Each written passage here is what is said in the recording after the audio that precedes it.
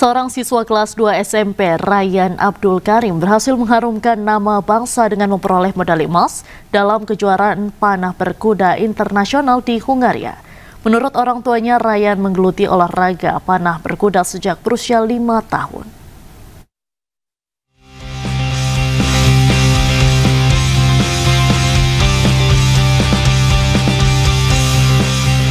Ryan Abdul Karim, siswa kelas 2 sekolah menengah pertama yang berusia 14 tahun, telah mengharumkan nama bangsa sebagai atlet panah berkuda dengan memperoleh medali emas dalam kejuaraan dunia di International Horseback Archery Championship 2025 di Hungaria. Ryan mengaku kesuksesannya dalam ajang internasional tidak terlepas dari dukungan berbagai pihak, termasuk orang tuanya yang selalu mendampinginya berlatih maupun saat mengikuti berbagai event kejuaraan. Alhamdulillah saya bisa meraih emas di Hungaria itu ya atas izin Allah juga, dan juga banyak yang bantu juga di sana, Master Christoph juga, dan ada pelatih Bang Arsa sama Om Rani juga.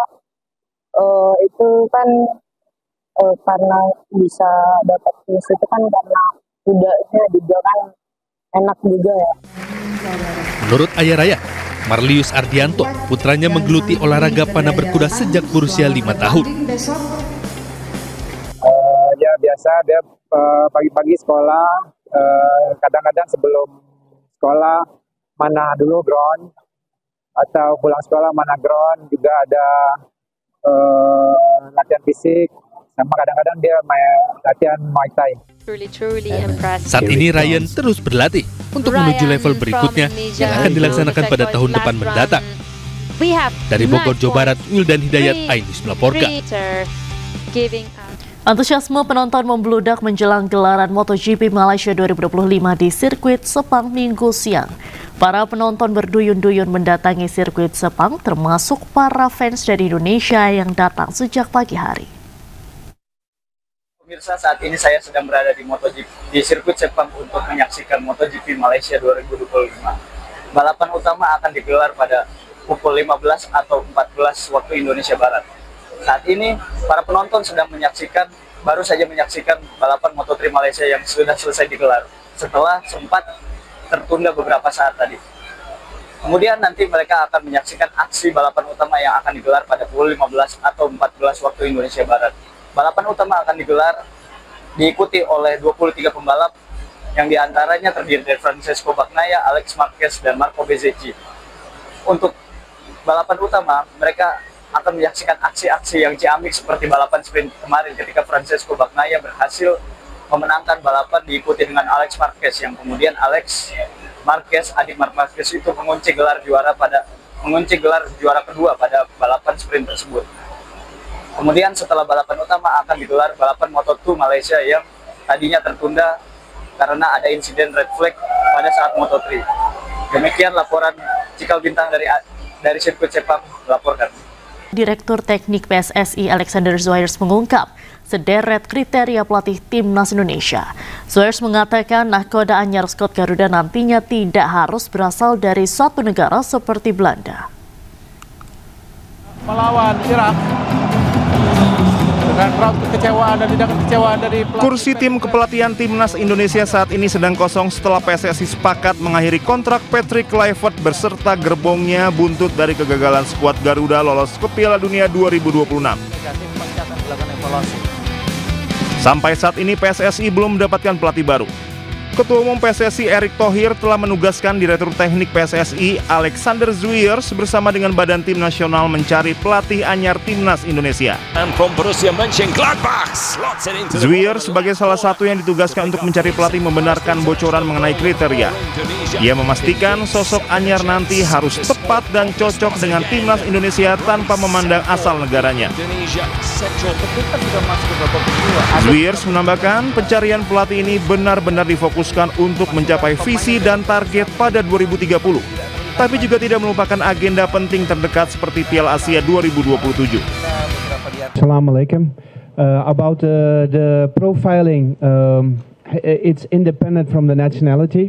So our starting point is always that we find the right profile what fits with Indonesia. And that is our starting point. So this last period and also the upcoming period, we will go more in depth about what we specifically want, aligned with our vision 2030, because we are here for Indonesia. We want to qualify for the next World Cup in 2030, so we are aligned with that, with our profiling. And then what we are looking for is, of course, strategic leadership, which is important, but also at the short term, we have the AFC Cup. Ada taking VAR. Zwiers menyatakan pelatih timnas Indonesia berikutnya juga harus punya rekam jejak yang jelas, termasuk sudah terbukti untuk jangka pendek, menengah, dan panjang. Tim Liputan Anyus melaporkan. Sejumlah nama calon pelatih timnas Indonesia santer berhembus di media sosial, namun PSSI hingga kini belum mengumumkan siapa pengganti Patrick Kluivert.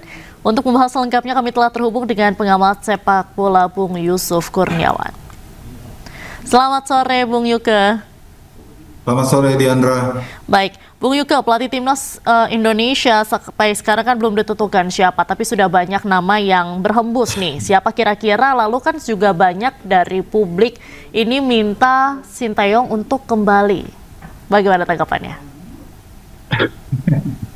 Saya kira untuk yang kedua sudah clear ya, PSSI sudah dipastikan akan move on dengan profil yang namanya STY dengan segala prestasi dan juga kontribusinya ya selama ini.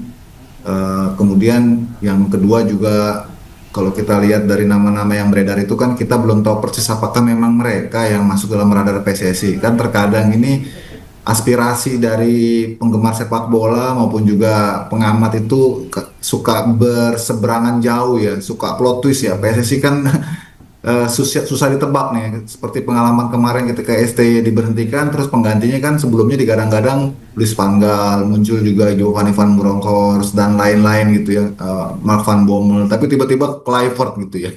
Sekarang juga sama, kita apungkan nama-nama kayak Timur Kapadze, Jesus Casas.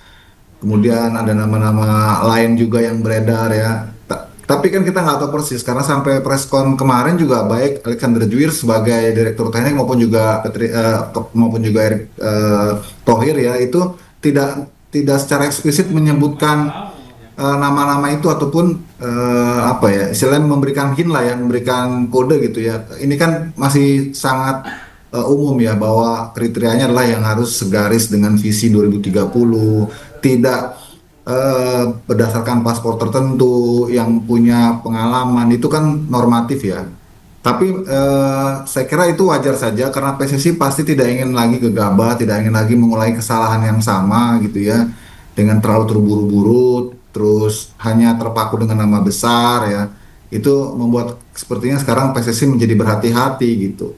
Baik, nah kriteria pelatih seperti apa nih Bung Yuke yang cocok dan tepat untuk timnas Indonesia? Nah, iya itu menarik tuh ya. Jadi memang lebih spesifik kita kristalkan, kita fokuskan ke kriterianya ya. Mungkin nama-namanya akan menyesuaikan dengan kriteria yang sudah dipatok oleh federasi ya.